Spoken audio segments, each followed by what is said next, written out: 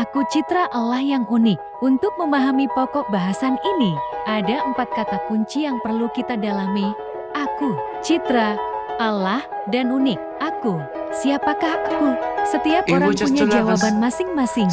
Namun, apapun jawabannya, ada satu kesamaan yang menyatukan kita semua.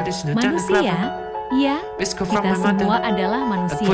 Nah, pertanyaan selanjutnya adalah siapakah manusia atau apakah manusia ini? Alkitab memberikan jawaban. Berfirmanlah Allah, barulah kita menjadikan manusia menurut gambar dan rupa kita, supaya mereka berkuasa atas ikan-ikan di laut dan burung-burung di udara dan atas ternak dan atas seluruh bumi dan atas segala binatang melata yang merayap di bumi.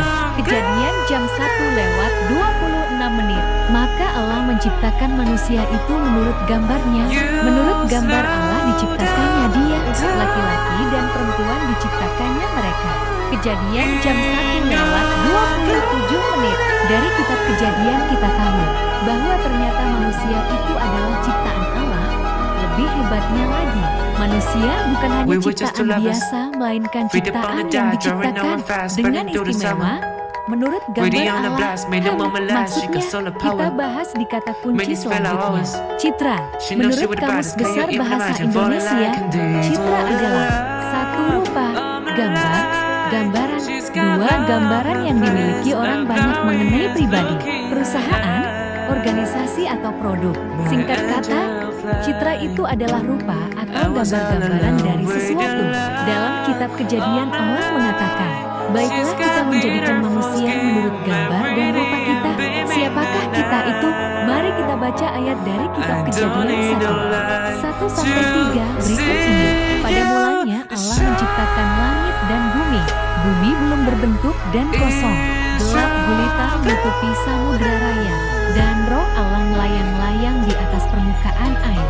Berfirmanlah Allah, jadilah terang. Lalu terang itu jadi. Dari Injil Yohanes kita tahu bahwa ternyata firman itu adalah Tuhan Yesus, Sang Putra. Dan dari Tuhan Yesus, kemudian kita menyapa Allah itu sebagai Bapa, saat Tuhan mengajarkan doa Bapa kami. Jadi, kita dalam kitab Kejadian itu adalah Bapa, Putra, dan Roh Kudus. Untuk menjawab pertanyaan itu, mari kita baca sabda Tuhan Yesus sendiri. Aku dan Bapa adalah satu. Yohanes jam 10:30.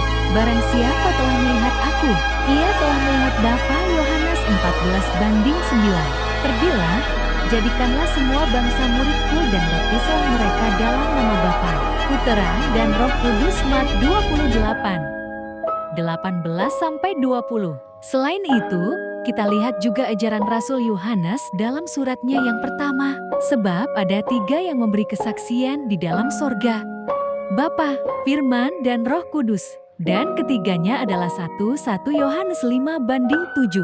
Nah, dari sabda Tuhan Yesus sendiri, dan dari ajaran Santo Yohanes Rasul, murid yang paling dikasihinya, kita tahu bahwa ternyata Bapa, Putra, dan Roh Kudus adalah satu. Dari sinilah kemudian kita mengenal istilah Allah Tritunggal, satu Allah dalam 3 pribadi. Lain daripada yang lain, tidak ada yang menyamainya.